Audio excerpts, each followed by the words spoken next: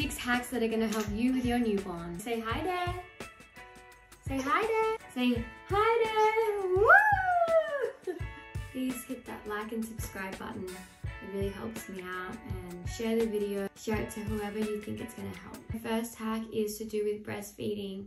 When you first start breastfeeding, I suggest buying heaps of oversized t-shirts. At least have 5 on you, because honestly you're probably going to be leaking a lot. So when you wear the oversized t-shirt, what you can do is just lift the t-shirt, pop up under, and then put the t-shirt over the face. So then you don't have to worry about flashing everyone, and you feel comfortable, other people feel comfortable, and it's a win-win situation.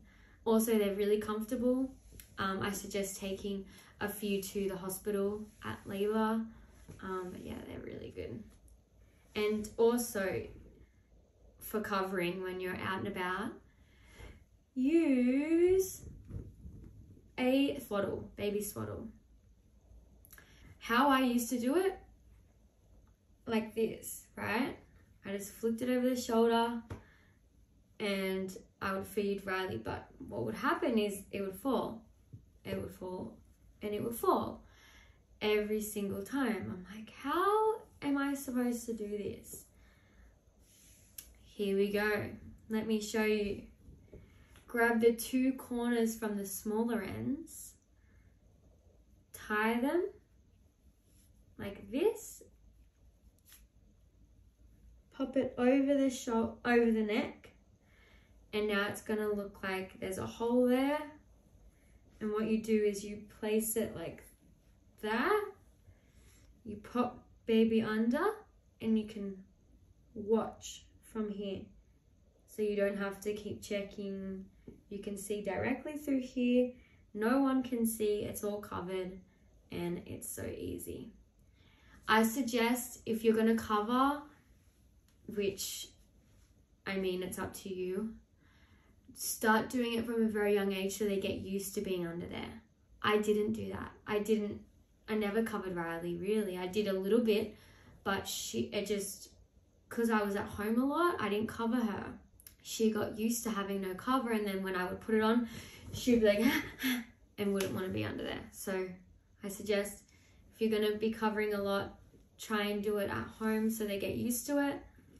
But yeah, I know each baby's different. Riley just didn't really like it.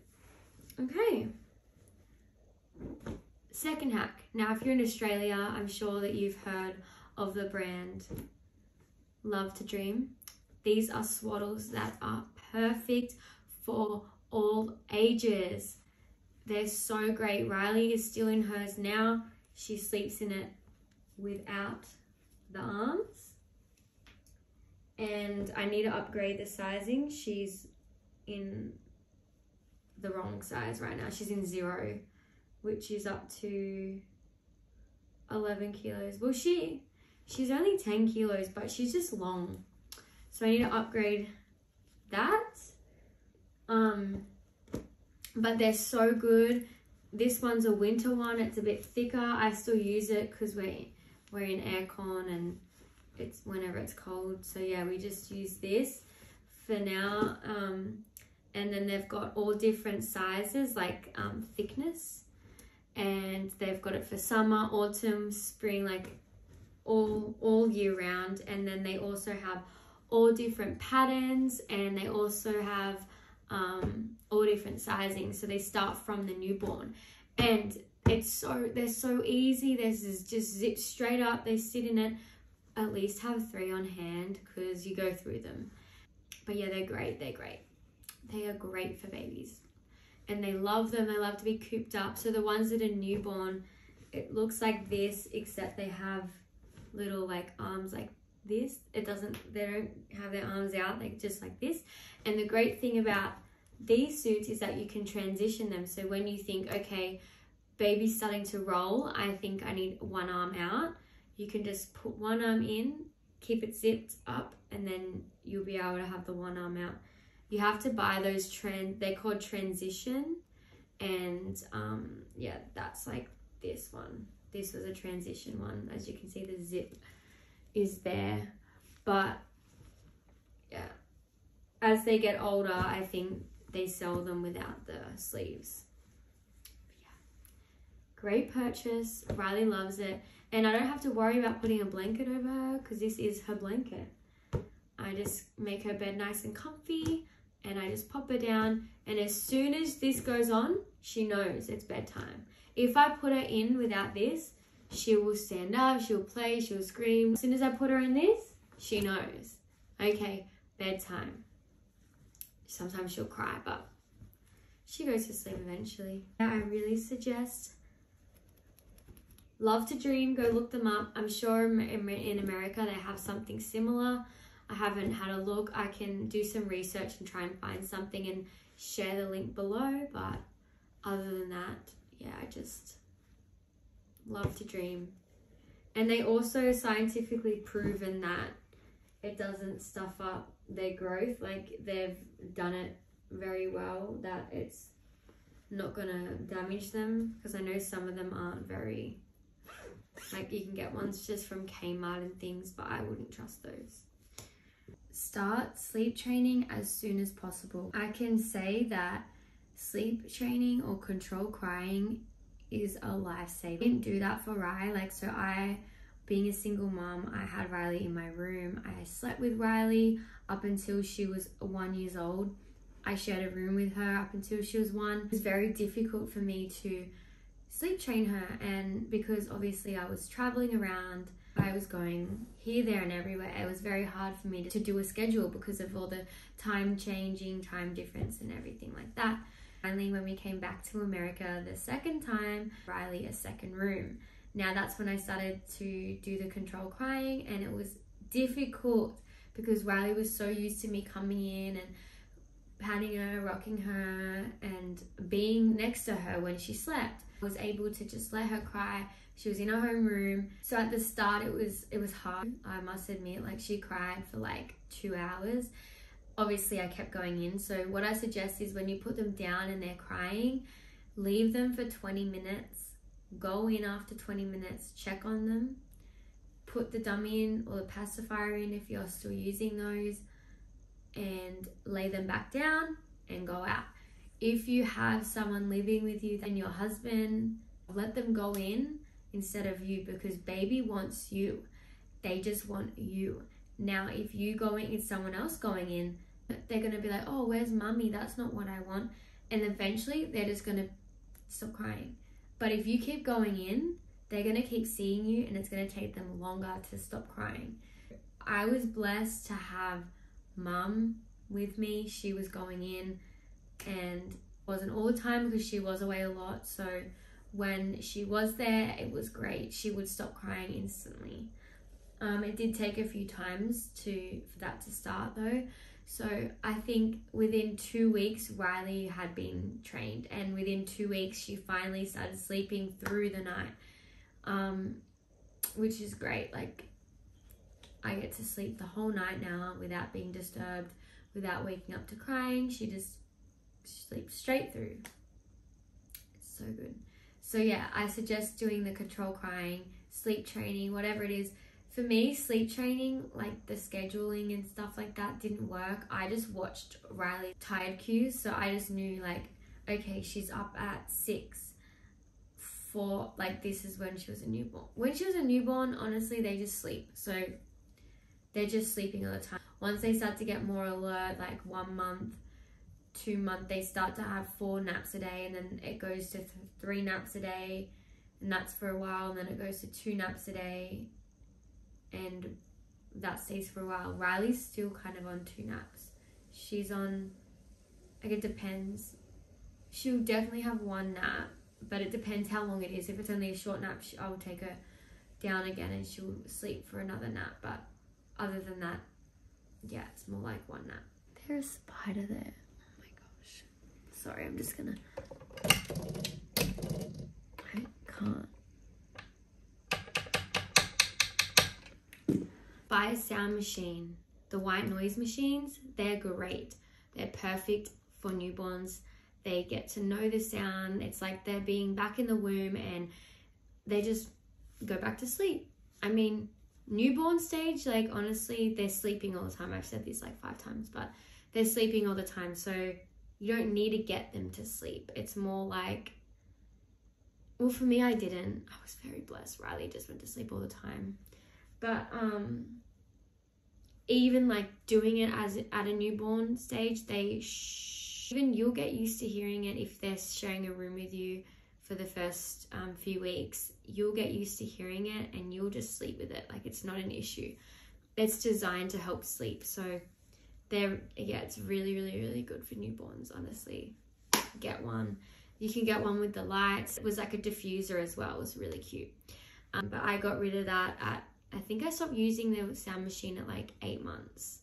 That's when we started traveling. So I just didn't have the sound machine. I just let it all go, and she was fine with this. The noise machine definitely helps 100%.